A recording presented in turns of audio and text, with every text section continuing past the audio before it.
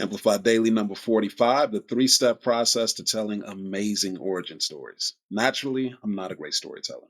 Matter of fact, if I tell stories using my natural instincts, I'm a pretty awful storyteller. Over the years, I've learned a very specific approach to storytelling that makes stories vivid and compelling, leaves people wanting to learn more.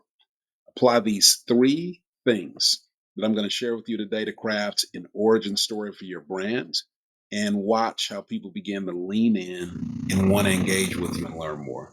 All right. So, first, I'm going to tell you a little story about me using these three storytelling tactics.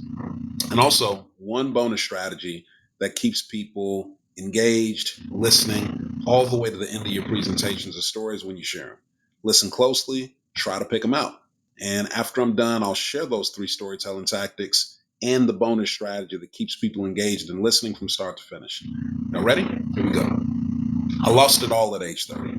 Though I do have an electrical engineering degree, I've been a full-time entrepreneur since I was 19 years old. At 27, I see my first seven figures. But by 30, I've got a multi-million dollar real estate investment portfolio, all of it in foreclosure. All my cash is gone. My credit is trashed. I owned a 3,000 square foot duplex condo, proudly purchased it. New construction, lived in it almost 4 years. 2 minutes west of Lakeshore Drive, 7 minutes south of downtown Chicago. Bank took that back too. So I moved back in with mom and dad, age 30. I'm humbled, I'm humiliated. My friends are climbing the corporate ladder, big titles, cracking six figures at that point. Meanwhile, I can't meet them out for drinks, dinner, none of it. I'm too embarrassed to admit that I can't even afford an appetizer. 5 years earlier, I'd apprenticed at a California-based real estate private equity investment firm in my mid-20s. After that, I come home to Chicago, worked for 9 months. It's the only full-time job that I've ever had in my adult life prior or since working for anybody other than myself. Saved up $3,000 for the down payment of my first investment property at 26 years old. Quit my job the day I get clear to close, and I've never had another job working for anyone else. Over the next 18 months, I turned that $3,000 into a multi-million dollar real estate investment portfolio. And like I said, I proceed to make and lose my first seven figures as a real estate investor by the time I was 30. I know the real estate investing world. After a couple of years failing my way through several stalled business ventures after losing my real estate foreclosure, I started a software company. As of today, I actually have a software bet on an enterprise micro feedback platform that I architected and built back in 2012. I'm selected as one of 7 Google entrepreneurs in residence around the country in 2015. I built a global membership community of close to 6,000 founders of emerging startups across 16 countries.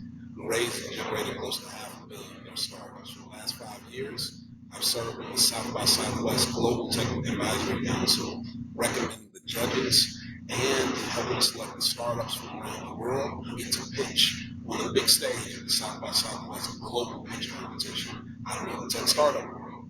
I spent 2 years in a $50,000 per year investment group with a few hundred high net worth entrepreneurs, executives, investors. During that time, I learned how they think about tax, investing, becoming your own bank, asset protection, legacy. I learned the principles, which is useful for knowing how they think about investing. They search for automated income. How can they send their money out and have it come back with fees? In a way that is 100% managed by third parties, requires no their time, energy, bandwidth management, people, or process for their money to keep making them more money. And the kinds of massive deals they're interested in that potentially block cash up to 5-10 years at a time, those aren't the things I'm looking for right now. At this stage of my financial journey, I want to be liquid. I want to invest in a way that gives me automated income, yes. Tax advantages, yes. In the form of big write-offs, but still keeps my cash liquid. One thing is for sure, I'm not the stock market guy. It's never been my thing. I've never bought a stock. That works well for some, but that's not my area of expertise. Plus, you don't get any of the write-offs there, only capital gains on profits you make. I've seen a lot, done a lot, learned a lot from my own experiences and those of extremely successful investors, entrepreneurs, executives who I've been blessed to come across over the years. I've had a very non-traditional path in my life and business, and as a result, I have a non-traditional approach to investing. My focus is exclusively on replacing earned income with automated income, but doing it primarily by buying replacement income from really solid sources, things like boring, predictable investments I can put my money into, and buying simple, unsophisticated businesses primarily online that I don't have to personally run or manage, but that produce revenue every single day. When your automated income covers your full monthly household expense, you have, in effect, retired yourself years to decades early. Seeing how much this kind of common sense approach resonates with people, that's how my financial education community, mindset20.com, was born. That's the origin story for my Mindset 20 brand. Did you catch the three principles in action? What about the bonus strategy? What it was? Let me break it all down for you real quick. Step one, you start in the middle of the story. Not at the beginning, in the middle of the story. The first line of my story starts in the middle of my life with a jarring statement. I lost it all at age 30. Wait, what? You got to pay attention to the first line. Step two, speak in present tense as much as possible. Use present tense versus past tense as you're telling your story. People are natural storytellers do this all the time. Present tense, the listener's in the moment with you and living in real time. Past tense, you're describing something and they're a bystander, not a participant. Step three includes vivid details. When you give extra details in your story, it colors the spaces in between the lines and truly allows people to see the scene in their mind's eye, which brings them deeper into your story. 2 minutes West of Lakeshore Drive, 7 minutes south of downtown Chicago.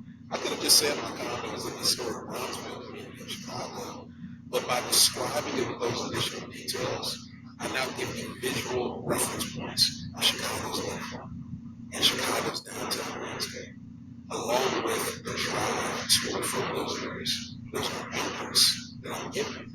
Go back and watch again, this time listening for those three tactics. You'll hear them this time. Use them in your own stories. And one last thing, I promise you that I give you a tactic that keeps people's attention to the end of your presentations and stories. It's a psychological principle called the Zeigarnik effect.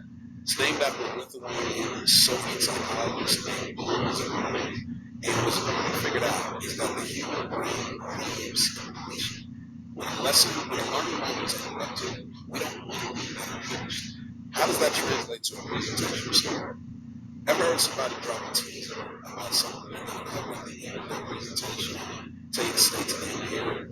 That's the reason why they're anchoring that little mechanism in your brain to not feel complete until they've given you that thing that was promised to them.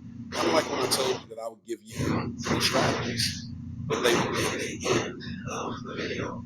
Hope you enjoyed today's AMPLIFY.